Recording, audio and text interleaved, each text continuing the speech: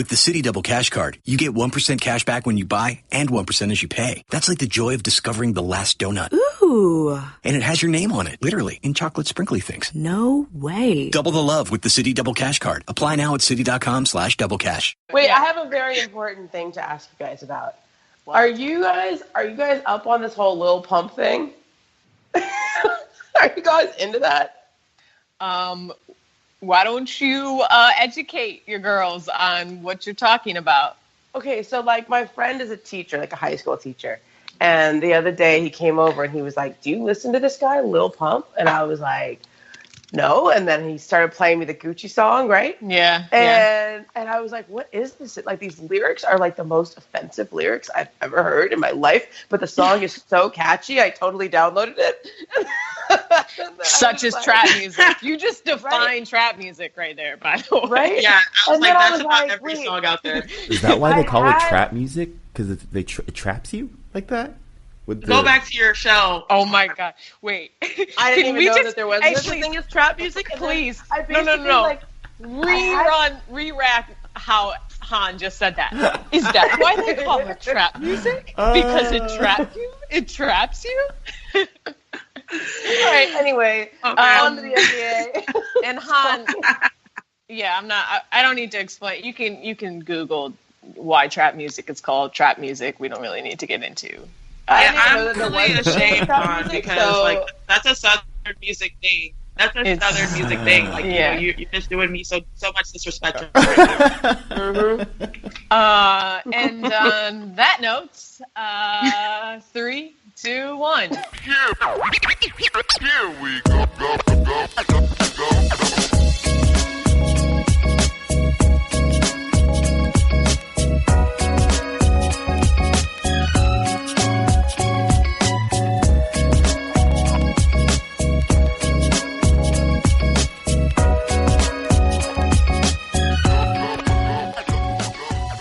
Welcome into the Hoop Collective.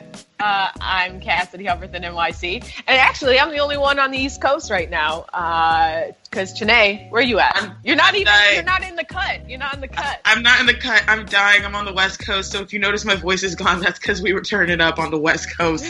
No, but I'm in San Jose. Can you share with the public why you're in San Jose? Super. Yeah, so the WNBPA, I'm the vice president of the WNBPA. Yeah, you are. Let them know. Well, it's like I said, a little nepotism, not as a president, but we really partnered. I love that. The Agumake sisters, 2020. We always got each other's backs all the way. But yeah, so the WNBPA is joining USA Women's Soccer, and then also the NFL Players Inc., which is like a marketing arm to combine forces to really take our leagues to the next level. So we had a huge event with women's soccer after they beat Canada. Shout out to the women's soccer team. It was amazing. First time to watch them in person. So we're in San Jose, back in the Bay, our old stomping grounds, Ramona. Love it. And Momo with her morning voice. Still in. Are you in the valley? Where are you? I'm gonna ask up you in this. the valley. Okay. We shouldn't get too specific. Oh no, I can. Han, you don't want me to give out addresses? I mean, you want to give out your address, I won't stop you. But let's run through some of the games last night real quick, and let's start with the Celtics' 12th straight win. Actually made history, ties the NBA record for longest winning streak after an 0-2 start or worse. By the way, they also lost Gordon Hayward in that first game. They look really good. Kyle Lowry actually said they're the best team in the NBA right now, and go as far as saying that. But their defense is on point. They won this game last night against the Raptors without Kyrie. Watch out for Mass Kyrie. He's coming on Tuesday. Al Horford, he returned after going through that concussion protocol, and he had a great game. Ramona, what's your feeling on the West Coast about these C's? I think they're definitely the best in the East right now, but I'm just one of those people who still thinks Cleveland's going to come around, and it's still going to be Warriors and Cavs. But I think what I've noticed with these guys, and I think has been the most surprising, right? So the Celtics they have a lot of new players, right? It's easy to just kind of look at them and say okay, they're playing in in Brad's system, and it's the same thing as like when the Spurs play with Pop's system, right? Like that you can just like next man up and people can fit. But like Kyrie really changes the way they would play, right? And Jason Tatum is playing meaningful minutes, and Jaylen Brown, and like it's not that easy to just incorporate all these new players and then seamlessly roll into a season like after starting they were 0-2, now 12 straight wins, right? So I think that's the part where we kind of need to look at them and say, all right, they got something going pretty quickly here. And, they may have done exactly what they needed to do. And we don't even know how good they would be with Gordon Hayward, right? Like you just kind of sit back and see how long they can roll it off. Like I'm never the one that's like swayed by a super long winning streak. Like, this is a good one, but I've also seen like, remember when the Rockets won 22 in a row? I'm sorry, H-Town in there. I just thought I'd throw that out there. But like, and then the Lakers beat them in the 7-game series, right? Like it doesn't necessarily mean that you're going to have that, but the fact that they've done this at the beginning with quite a few new players is really impressive. And just dealing with injuries and dealing with that was what happened with Gordon Hayward and Kyrie being the new leader. Like it's impressive what they're doing. And on top of that, just to your point, Ramona, like Marcus Smart is the longest tenured Celtic right now on that team. And they got, they lost Avery Bradley. They lost Jay Crowder, arguably their defensive leaders, Janae. And, they've held opponents under 100 points for, 11 out of their 12 games. So you could argue that their defense right now, is better than it was last year. Yeah, I completely agree. And, defense you really need, especially when you don't have like a true elite rim protector like many teams like the Clippers have.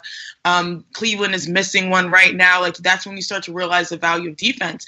And that's why it makes what the Celtics team is doing so impressive. And when you think about what Lowry said, as you mentioned, like he said, it was the best team. I mean, sometimes you lose to a guy and then next thing you know, like, oh my gosh, they're the best team. I mean, I think honestly, they are a true team. They could be the best team in the sense that they really need each player to play well and to play cohesively to be effective, which makes what they've done so impressive. And like you look at a lot of times when you look at the box score, it's like, okay, big time NBA players, a couple who had the big game, right? What Brad Stevens is doing is he's getting the most out of most of his players, and most of those players are new. So as great as this Celtics team has been, I mean, I'm just looking at Brad Stevens and thinking, how has he done what he's done? Right. And, after Hayward went down, I was intrigued because sometimes people, everyone was saying, oh, it's a wrap for the Celtics. It's over, right? And Steven said, just give me a practice. Just give me a practice. And he got a practice and he created, opportunities for each player. He got, guys like Jaylen Brown to step up. They got Jason Tatum to play not like a rookie. He makes some pretty big clutch shots. But then even I looked back at the latest box score. I mean, he's getting 21, 14, 13, 18, and 16 from guys, including like Terry Rozier. And I watched them in person the other day. And I'm like, wow, I like this guy named Aaron Baines, like this Australian dude. So they have unique players that all work together very well. And it's just really intriguing to me to see how in times when basketball tends to be about star players, it's cool and refreshing to see a real good system work, even with or without their top players in, whether it's Horford or Kyrie, because he needs a mask or something like that, facial fracture. So shout out to the Celtics. I mean, Baines is an NBA champion. He wanted a chip with the Spurs. I know that I said I didn't want to dwell on the Celtics for that long, but like, I have a question now because I was talking with Chiney before we started recording, and Ramona, where would you rank Brad Stevens as a coach in the NBA right now? I saw that. Wasn't there some kind of poll? Somebody wrote that. Somebody did it on Twitter. Oh no, just your personal opinion. I don't know. Okay. So somebody did that. Like literally, I don't know. I can't remember. And like, I'm always like nervous to vote in somebody else's Twitter poll, but then if you don't vote, you can't see the results, right? Exactly. Maybe like Chris Mannix. I think it was Chris Mannix did this, and it was something like after Greg Popovich, who's the best coach in the NBA, right? And I think the choices were like Steve Kerr, Brad Stevens, Spo, like et cetera, okay, like that kind of group. And I would say that, I mean, to me, he's obviously already in the top 5, right? Okay.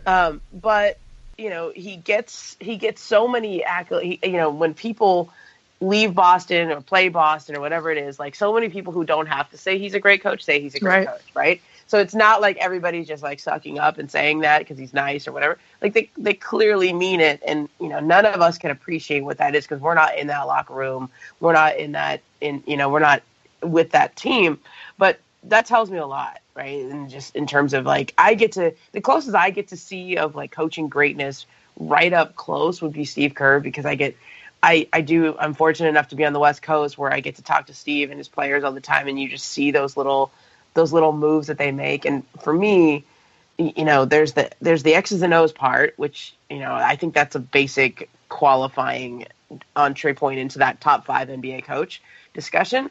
But mostly what it is about managing relationships and managing egos and managing people and getting the best out of them. And I think like clearly the people all the players who say that about Brad, like he's done a great job of that because they don't have to be saying it. Yeah. So top 5, Brad Stevens easily. I'll go top 5. I mean, it's hard for me to immediately vault him past Steve Kerr or vault him past Spo or Rick Carlisle's always in that discussion. Like I just, those are guys who have won championships. Like I can't give him that. I can't like vault him past those guys yet. Pretty reasonable. Cass, what do you think? I feel the same way. I just about Brad Stevens, but to Ramona's point right now, Brad is the is being focused on because what his team is doing, and because they are like the main competition for the Cavs. And so like when it comes to Spo, who has proven he's a great coach and is showing, he's doing what he can with his roster right now. Like I think those, like I would compare those two right now. I think it goes Pop and Kerr to me, and then maybe in that 3 spot is Spo and Brad Stevens. If I had to list them. My question is, based upon the small sample size we have, what if this small sample size is prolonged? Would that vault Brad Stevens to Coach of the Year in your consideration? Like, I thought that based on this small sample size, if you're saying the best coach right now, I mean, obviously there are proven coaches, but what do you look at when a season progresses? Like, I would say Brad, for what he's done for his loss of Horford and Kyrie and the inconsistency bringing in 10 players, if he maintains this, is that Coach of the Year, or do you still think guys like Steve Kerr and Pop go ahead, even though their guys did not start off as expected? Well, Coach of the Year is a whole nother discussion. It's like MVP. It's all situational. I mean, Coach of the Year doesn't mean best player. It's the same thing like with MVP doesn't mean best player, because we go back to, LeBron would win it every year. So, given those circumstances that you're talking about with like losing Hayward and being in the East and, just plugging guys in at the right times and in the roster he has with the young people like that. Okay. Yeah. I think he definitely could be in the lead place for Coach of the Year at this point in the season. But that is a completely different discussion from best coaches in the game right now. Interesting.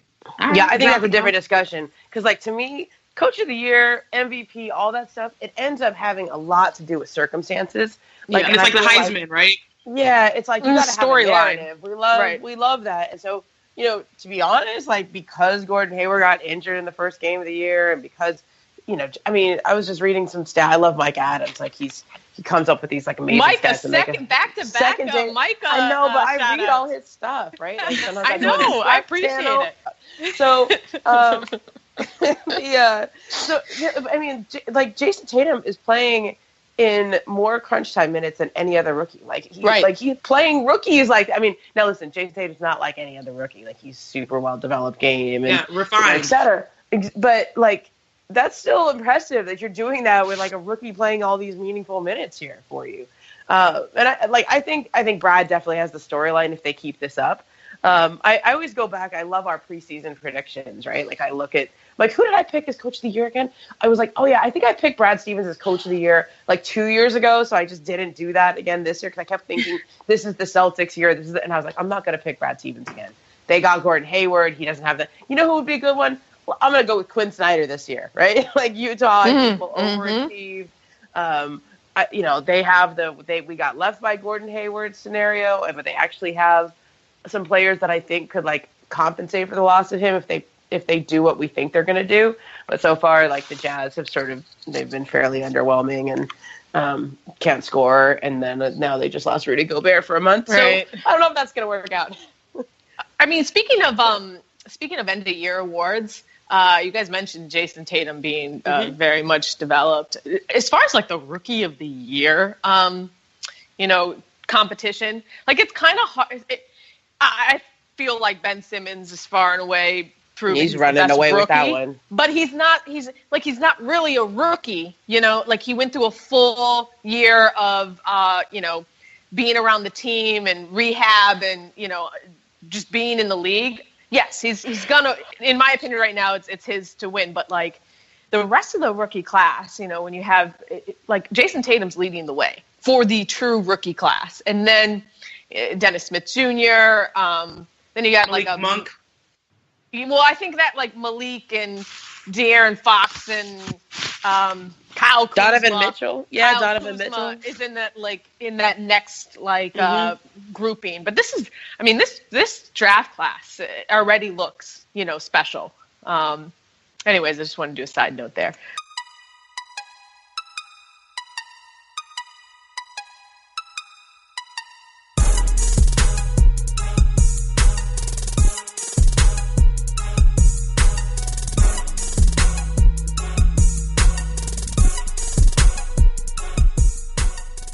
The Thunder, they got a win without Melo. Paul George went off again. He had 37 points. They've won 2 straight after losing 4. Do you, Chene, have any concern that all right, Paul George goes off? You were on the Jump and Sports Nation last week. What killed the game? Had and you did for the ladies. Right, you broke down the Thunder a little bit, and I thought it was really insightful. Can you just explain, your thoughts on OKC right now? Yeah, so it's interesting. A lot of times when I look at successful teams and their statistics, you tend to see a hierarchy in scoring, even with top teams. So like the Warriors, there's 2 guys around 25. I think Klay's probably around 20. Draymond maybe like 16. There's a hierarchy in scoring. You look at the Rockets, it's the same way. You look at Minnesota, it's the same way.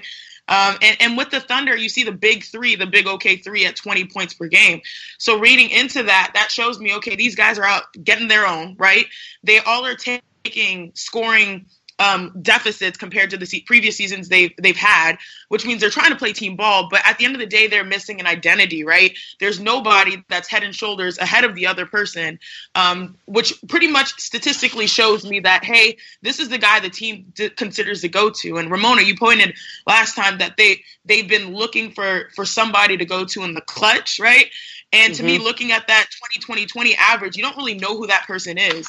And what I was talking about was that I think it has to be Russ, not only just because we love the storyline of that's his team, OKC, but just the fact that it at least gives you a go-to. And the thing, since he's a point guard, he can either create his own shot, right? Or he can create for Carmelo, who can take the big shot, or create for PG, who can take the big shot. So I think they just need a little direction. But I'm really excited to see PG because a lot of people were sort of like, oh, this is a horrible start for PG and the Thunder. He's sort of like the third wheel, but then he responds with like 79 points in 2 games. And to me, it's sort of ironic that they did this without Carmelo because it's sort of like, oh, well, if Carmelo was playing, would he have had this big of a game? But a lot of people want to make this overall, like, so after watching, reading into the stats and then watching their recent games, I feel like a lot of people want to make these Miami Heat comparisons saying like, oh, it takes a while for teams to gel, for big star players to gel. But to me, this is a really different group of guys because you look at Miami Heat. I mean, you had D Wade and LeBron, who pretty much were on the perimeter. But then you had Chris Bosh, who was like he found a role being the other guy, sort of. And you look at other big threes or even big fours the Warriors have. I mean, they have great perimeter players. You've got Draymond as well. But those players are all very, very different. And to me, Russ, Melo, and PG, they all are sort of similar. Like, they're very ball dominant, off the dribble, create type of scorers. And it's hard. Like, it sort of disrupts, systematic offense, the way they score. So I feel like it's going to be hard and take a while for them to figure it out. But I think it's good. I mean, didn't they have like I was reading somewhere that they had a team conversation, like a heart to heart. And after that team conversation, like the team responds and Paul George has big games. So it's a good look. But I also think we got to give the Thunder some time to figure their stuff out. I mean, I agree with all of that. And then I'm going to reduce it to a really one thing. Paul George needs to know that he can be a star on that team, right? Yes, I love that. Yeah, like it can't just there's 3 stars, yeah, but like everyone's got to have their day and their moments and their places where they go, okay, I can still be a star. Because if you're Paul and you're thinking about do I want to stay here long term?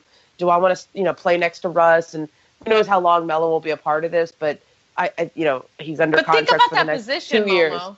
Think of that position he's in. He's behind, he's looking at Russ coming off the year he was on, and then he's looking at old head Melo, where like he commands respect internally. Okay, you can say what you can say what he want about his reputation, like, and his legacy, but internally, like, from players across the league, he's that guy. You just gotta, and also, his stats are like mirror images of his stats last year in New York. Like, Melo isn't like deferring, right? He's not necessarily going. No, like, okay, I'm here. That's why he laughed. That's why he laughed when they said, "Hey, you should come off the bench," even though basketball wise, it may be smart for that team. So I cut you off. So bad. Like no, it's okay. So like when you look at see, we're like the 3, we're like the big 3 right there. You can just jump in wherever you want. And like I think with Paul, like he hadn't had games like that. He went 42 and then 37. So for him to do that and feel like, okay, you know what? There can be nights where I'm going to be the man, and like all the reporters are going to be around my locker and asking me all those questions, like, "What'd you get Russ for his birthday?" And then line of the day, I got him 37. That was great. Yes, right? That was great. That was great. I think Paul needs these. He needs this so much, especially considering like he's the guy who gets to decide this summer if he's going to stay. And I think it's like he's got to feel that all year long. And like it probably had to happen where Melo wasn't there and there was just 2 people and he needed to come through, right? It was just, yeah. So my question is, Ramona, so is it going to be hard for them to balance being the man with those 3 type of players? Of course, right? Because like all of them are like, okay, so them their personalities, right? Where like I think that like Melo is gonna be Melo no matter what. However, he has shown an ability to recognize his place in the world, be the defensive captain, be the wise old guy, right? When he was on Team USA, so that he does have the ability to defer and make others comfortable. Russ is now in full recruiter mode, right? He signed his extension, so it's in his best interest to keep Paul George as happy as possible. And even though I think that Russ has Kobe DNA, right? Like he's got Mamba blood. Like I think that later Kobe, and I knew later Kobe way better than I knew early Kobe, like number 8 Kobe. But later Kobe came to that understanding that while it is not in his essential nature to ever defer to a teammate, because like later, Kobe would always say, the best shot, even if it's a highly contested fadeaway jumper over a 7-footer, if I'm the one taking it, it's probably the best shot because I've practiced it a million times and I have ultimate faith in myself. Like that was Kobe's mindset. But later Kobe understood that like it's not necessarily that, okay, it's as good of a shot if somebody else takes it, but it is important for them to realize that they're counted on as well and that you have some faith in them. And so I think that like Russ, while this is not his nature, I do think he understands the importance of it and is going to try and will be capable of that. So I think that they can all do it. Like Paul, he was the guy who was like Paul says he has Kobe blood in him, right? Remember last year with his comment in the playoffs? I don't think that he has the same blood as Russ. It's just like knowing the 2 guys. I think Paul has a little. He aspires to that, but it's not necessarily innate. Okay, in his DNA. Yes, like he's not a super Kobe devotee in terms of like I'm the best option. He only said that because he was on the Pacers and he really was the best option, right? Like, I mean, at that point, like there's nobody else who could stand next to him and he would have like that level of respect for.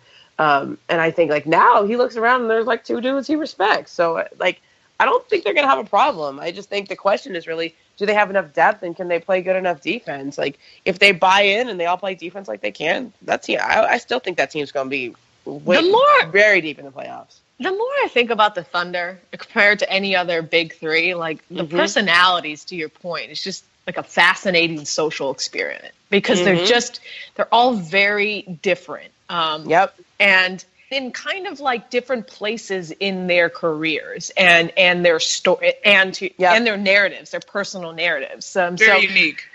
They're just going to be fascinating to watch.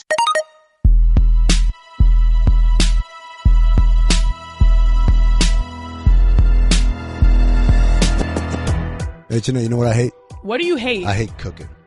I'm not great at cooking. It's hard, man. It is difficult. Trying to figure out what to eat. Ain't nobody got time for that. No, I'm in the supermarket. I'm confused. Yeah. What ingredients do I need? What am I trying to make? I don't know. I have no clue.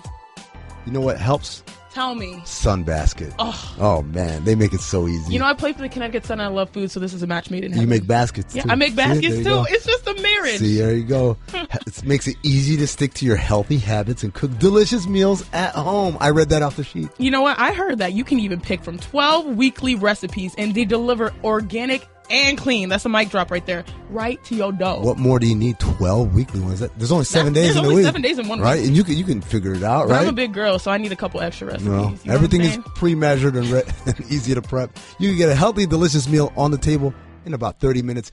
That's some serious time. I'm a busy guy. No, I don't have time to be sitting here, put it, saute it, marinate it for 4 hours. I can't do all that work. It's too much. Beans, greens, potatoes, tomatoes, ham, all of that. Like, I just need someone to help me out. Well, it's funny because with the Sunbasket app, picking from a delicious menu full of choices, like gluten-free, lean and clean, paleo, or vegetarian. You know, it even gets better. See, Sunbasket works with the best organic farms and suppliers to bring you the fresh seasonal produce that you need. That is also not only, lean and clean, but it's organic and non-GMO. Those scary words, or should I say letters? GMO, non. It's a scary word, right? It is a scary word. GMO has become a word.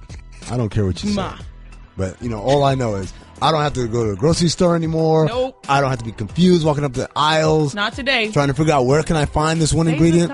It all comes real nice, real easy from Sunbasket. It's a good look. Yeah, so go to sunbasket.com/hoop. Hoop.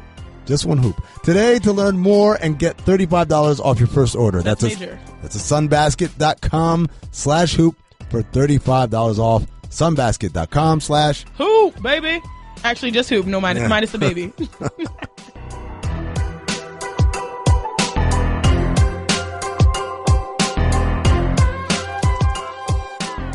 I like how Amin said he gets confused with supermarkets. Who gets confused with supermarkets? Everyone does. You come in and you're like, I'm hungry. Overwhelmed. You have too much. You have no direction. I want this Stop it. You know how many times I go to a supermarket and I get on the phone with my mom. I'm like, Mom, I don't know what I need to eat. What should I get? What ingredients do I need? Even worse. Get on the phone with my mom and say, go get this. And I'm like, what aisle does that even exist in? That's why you got to ask the person that works there. Yeah, but then they should help you with that. First of all, they're like 13. It's not on 13. It's on 11. They don't know. They don't know. And they always like scratch and like look. And then you're always like, does this person actually work here or not? And then when you finally get there, there's like 15 options. So you're going through, should I get the cheap one or should I get the expensive one? Will it matter?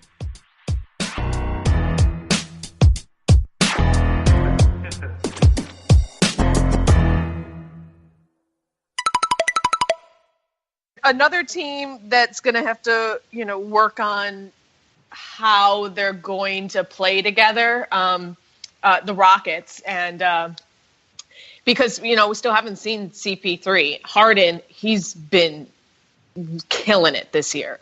He had 26 points, season high 15 assists against the Pacers. He had 8 assists in that first quarter. He's averaging 38 points per game last 5 games. And he has 20 and at least 7 assists in all 14 games this season. So like we said in last Monday, he's playing like he was playing last year in his MVP runner-up. And I know we keep having the same conversation about what's going to happen when CP3 joins the team, especially with Harden really getting a good flow with distributing the ball and playmaking. I just want to quickly touch, Janae, on do you feel like Harden is kind of like getting into a good flow that really shouldn't be disrupted at this point in the season? Yeah, I really do. And but the most impressive thing to me so far is just this question that I have since I'm, grew up in Houston. I fell in love with the Rockets at a young age, and I've told many people this story about like how for Christmas I wanted this T-Mac jersey dress, and my parents said if they make it past the second round of the playoffs, you can get it, and I never got it. And then T-Mac left me like it was like your first boyfriend leaving you. But anyways, it's this big question about. It's not been about like which player will take us to the next level, right? Like, is it going to be James? Is it going to be Dwight? Is it going to be Chris Paul? It's always been about how bad do these guys want to win? And, we were forced with this question after they left the playoffs last year in a questionable fashion. And now to see a team, I think they just came off a back-to-back, and they got in what they called, in their own words, a professional win, meaning they're going to go in, they're going to handle their business, get a win. I really like where this Rockets team is right now because I feel like they're valuing each game, and that's something that they need to do come playoff time later on. So, and James is the heart and soul of the team. He's the consistency since this post T-Mac era that I've been talking about, in which the Rockets really haven't seen as much success. They've always been good, but not great in the West. So this is a good sign. I think Harden is also showing, like, he's flexing his muscle, showing I'm out here and I'm still a capable scorer. And yeah, well rested, win the MVP last year. I'm still one of the top players and point guards in this league, and he can elevate his team to win. The biggest question is how bad does he want? How much will he lead his team, right? And I think he's sort of showing that he's at this mature point in his career where they have to be professionals and get wins, even though, you can either, split, lay down, and say, oh, we got the first one, it's a back-to-back, let's not be serious. He's being serious. So I'm really impressed, but at the same time, I got to see it when it matters most. So I'll say something that I don't know if it's not contradicting it, okay? So, I'm impressed, yes. But I don't know, when what I've seen so far, we go, okay, James is playing the same way that he played last year. Yes, that's right. But the guys around him are way better. I don't think people understand how much better Luke Mbamute and PJ Tucker make them. That team right there is just those two guys. If you would have only added those two guys to the Rockets team from last year, they'd be a lot better. Because now Capella and Tucker sealed that Cavs win for them. Yeah, and Capella's grown. He's a year older. He knows, he's been empowered to feel like, okay, I'm really the guy here. I think last year, somebody, I forget who wrote this story, and it's terrible that I forget that because it was a really good story, wrote about Capella's journey to the United States and his journey as an NBA player. And John Lucas has played a huge role with him in his development, but it's go Google that. I'll Google it and I'll tweet it out along with our pod because I forgot who wrote it. But it's really the team around him. The most you can say for that, even if they would have never added Chris Paul, even if Chris Paul doesn't exist and it's in a vacuum and it's just those two guys, with Luke and PJ Tucker, that's a huge improvement over what they had offensively and defensively. Luka Mamute has grown so much as a player. He's not just I think his reputation is he's a good defensive three. He actually can dribble now. He's a nice 3-point shooter. He's got more of a refined game. And I think, PJ Tucker, gosh, man, that dude is tough, and he is really what he's giving them a dimension they didn't have last year. They didn't have that defensive enforcer, or they didn't have that big dude, who could set a big tough pick, right? Their defense is serious. Yeah, and he has the best Jays collection. Oh, thank the Lord, because we never played defense at ever. Right. I think it's a lot about fit, because you talk about Luke and PJ Tucker being, an offensive defensive tandem. You could talk the same about Beverly and Lou Will last year, being an offensive and defensive tandem that really boosts this Rockets team. But it's more so about fit and how that serves the team in a way that's different and provides more depth. So I think you hit the nail on the head. And Chris Paul's not even here yet. That's that's the whole thing. Is we don't know how Chris Paul's going to fit in, but if you just look at him as, okay, Chris Paul versus Patrick Beverly, and what can they do in their different skill sets? Chris Paul's just as good of a defender as Patrick Beverly, if not better. It sounds crazy to say that because Pat's known as this all defensive player, but Chris Paul is an all-world defensive player if he wants to be. If he needs to make that a focus, he could win all defense every year. He's one of the leaders in steals. Have you ever seen Chris Paul try to defend like a 7-footer, it's one of the best things you can watch in the NBA. Like Chris will get down there and he just like does the leverage play and he just like puts his elbow or his forearm like, right into their back, and it's so fun to watch little Chris Paul defend 7-footers in the post. And then he'll fight and he'll try to come over the top and like he'll front the post even sometimes. But it's really fun. He's working. Like, so you watch that, and then he's a great 3-point shooter. And now the difference is he's got that point guard mentality that like Pat has that, but that's not his game. So Chris is like the big organizer of the offense. But when he comes back, is he going to be able to be that sort of defensive guy and corner 3-point shooter that you have to be when you're in that role? Like Pat Beverly was the point guard in name only last year, right? It was James Harden was the point guard. Right.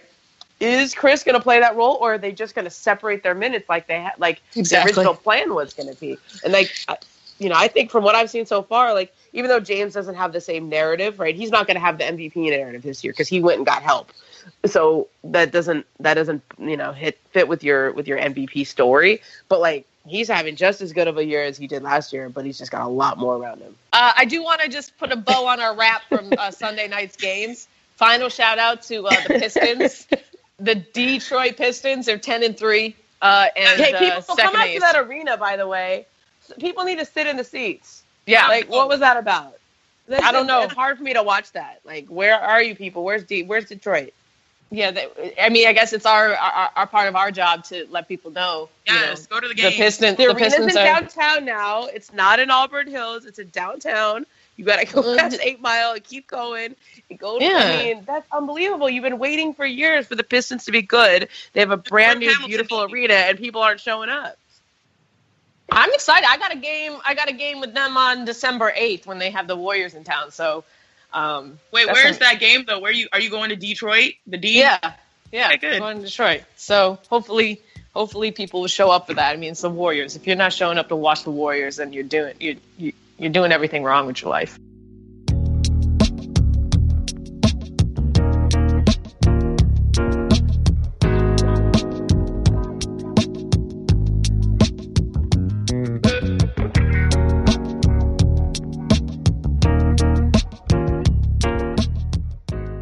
We got some breaking news. Oh my God.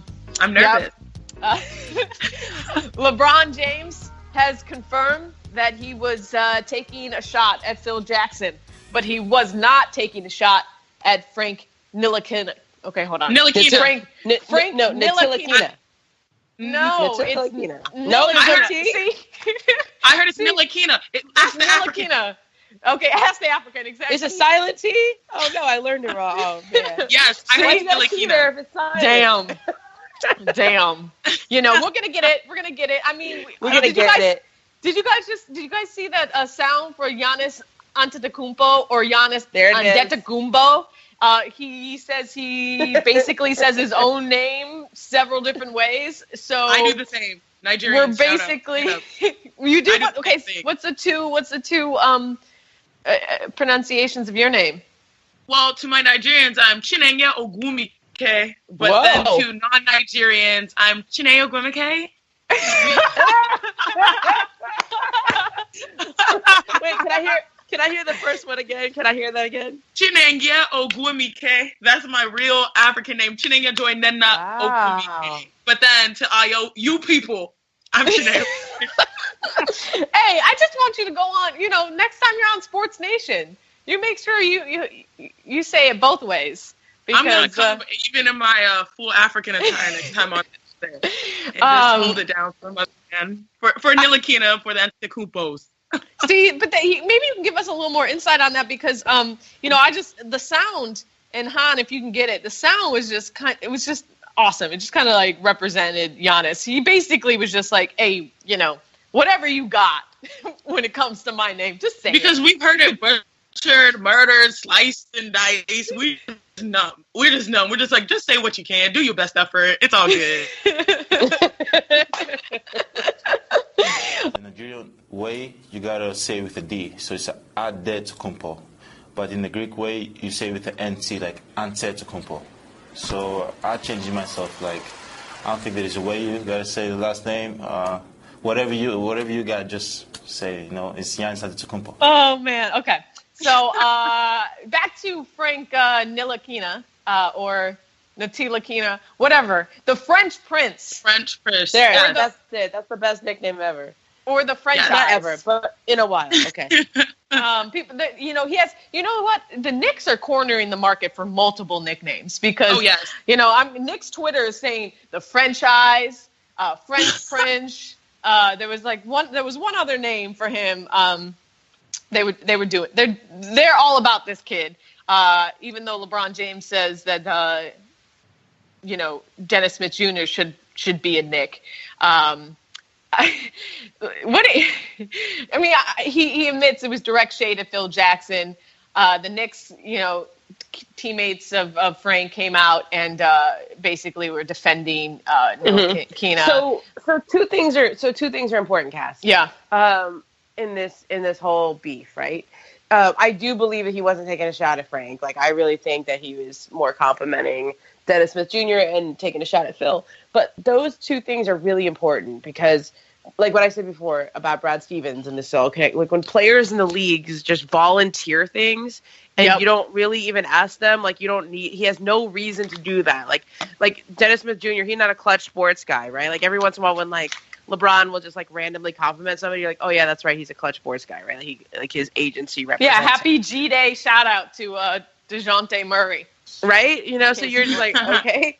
So LeBron is one of many like vets in the league who've shouted out Dennis Smith Jr. to me and to other people. And he's like, Dennis Smith Jr. is like the guy that vets in the league, when they watch him play, when they go, oh man, that kid's got respect. it. Yep. Right? He gets respect. Like he's one of the rookies that people notice. And if you know his story, and he was supposed to be a top 5 pick. He was supposed to be like one of the best in college basketball last year, and he had kind of an up and down year. There was some upheaval in the coaching ranks there. Like there's a couple of reasons he fell, but he still has all that game. And I think players in the league, like they pay attention, they listen. Like when you I think like hard to ACL, ignore those bunnies. Right? Hard to ignore those bunnies. He tore his ACL, I think, and then came back and look at him like dunking on people. Yeah, and like people know how good he is. Like you can see how talented he is, and the other part of it is I think he's from North Carolina, in the same area that Chris Paul's from, like the same exact little corner of the world. And he went to NC State, right? And Chris Paul was telling me about him, like first game of the year. Like so I kind of have a sense that maybe the Banana Boat gang was tuned in to Dennis Smith Jr. pretty early on because of the Chris Paul connection. And then LeBron's paying attention. He just got to see him himself. But the Phil Jackson thing it's very telling in the sense that if you run afoul of LeBron James in this league, if you run afoul of the Banana Boat gang in this league, like those guys make sure that everybody in the league knows it. Like that, I mean, we talk about like, you get blacklisted from Hollywood, right? Like if you get blacklisted from the Banana Boat gang, like it's kind of hard to come back. And I think it's very telling, right, of how, one, he treated Melo in New York. Like that didn't sit well with Chris Paul. That didn't sit well with Bron. That didn't sit well with Dwayne Wade. But because that's their guy, like he's like in the group chat. I'm sure that's what they're talking about. So, and then the posse comment last year that upset Maverick Carter and LeBron and everybody, and like showed Phil sort of out of touch. That was a big deal. And like I don't know that Phil could have come back from that. 100%, and that's another reason why LeBron, pretty much calling out Dennis Smith Jr. as the next. I mean, they've known each other for a while. Like to your point, there's pictures on the internet of LeBron and Dennis Smith when he was playing in high school. So, like I think it has a lot to do with those comments about the posse, and LeBron even said like I had the utmost respect for Phil Jackson. Now I got nothing for him. After those comments, I got nothing for him. And he knows what he's doing too. Like New York media should actually be like thanking LeBron right now because heading into tonight's game. Yes, it just made its own storyline. Yeah, they don't like this is for someone who really doesn't say much. Goes out of his way to kind of just avoid You know what? I was about to say a bold-faced lie. I was about to say LeBron goes out of his way to. Yeah, no, he doesn't. Avoid controversy. He's 100%. He's 100%. I don't know what I was going. I was going into coach speak mode there. I don't know what happened there. Glossing over. You know what? You've been doing I mean, too just many thinking about the pregame last interviews, 2 right? weeks. Last 2 weeks in general, the bettiness of just what he's been doing is what makes this league great. But I would also say, I can see how, being called a posse does touch a chord, because it's something that I do think African Americans do have to constantly deal with. And speaking of constantly deal with, he had that Blaze Pizza same incident. I don't know if you guys saw it, where the tweet was like, LeBron James off-court hustle. It's like to constantly be characterized by, media or even other, colleagues in the NBA, like a Phil Jackson, which I know hopefully he didn't mean it as intentionally to be hurtful, but I can see how it strikes a chord. So I get it, but I don't know. I feel like this league, like you say, like he does know, he's very intentional with what he wants to say. And the fact that he's direct with throwing the shade should tell you like how he really feels. Exactly. I'm really hyped for this game tonight. I hope Porzingis goes crazy. And I mean, speaking of like Kristaps and Ntilikina, they've been playing really well together. Ntilikina, his numbers aren't like eye-popping, but he gets in your shirt defensively. And, when talking to Hornacek, they say he's a quick learner, and you can kind of see his early progression, that he's just becoming more and more poised. He's been good for that team, and, coming up big with some clutch threes in these past couple games. I think the environment is always good at the Garden, but tonight's game should be fun. Should be really fun. All right, I know we're going to wrap some things up. One other thing, speaking of LeBron, Lonzo Ball, he passed LeBron for becoming the youngest player in NBA history with a triple-double, at 20 years and 20 days. He beat LeBron by 5 days to take away the record, but he did in the loss. I do want to touch on one last story from the Lakers. Did you see Jordan Clarkson? So good. Who's the third? He told Tanya Ganguly, when someone asked him if there's someone for whom he wants to succeed for, like who's he, where does he find his motivation? He goes, well, I mean, my pops, my family, that's always number one. But second, probably the girls and stuff, females. I love women. Hey, ladies.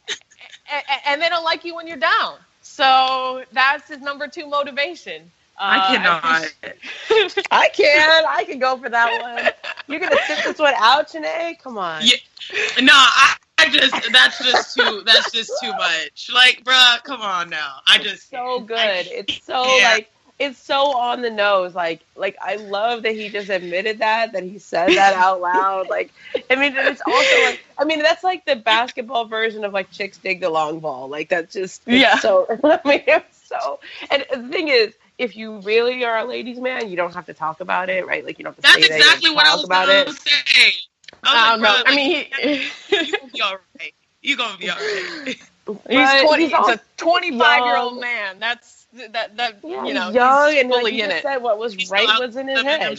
Like that just came out of his mouth, right? And it was like he said that, and like he's got to own it now. I think it's funny. I think most people will. There's gonna be some girls who like that too, because like he just like it shows a little like I am on the hunt. Ramona, he is on the hunt. He is a Laker in the NBA. True. There are going to be girls. It doesn't matter what he says. That's Thank true. you. That's It true. doesn't matter what he says. You'll be all They right. just see dollar signs. And he's Filipino. Shout out. What up? Oh my goodness. And just from saying. Texas. So okay. So basically, the Monday Hoop Collective Pod, we're in favor of Jordan Clarkson's honesty. Do your thing, and Jordan. Just do your thing. Shoot your shot, man. On and off the court. shoot your shot. It's what it is. And that. In that note, I think we're done here.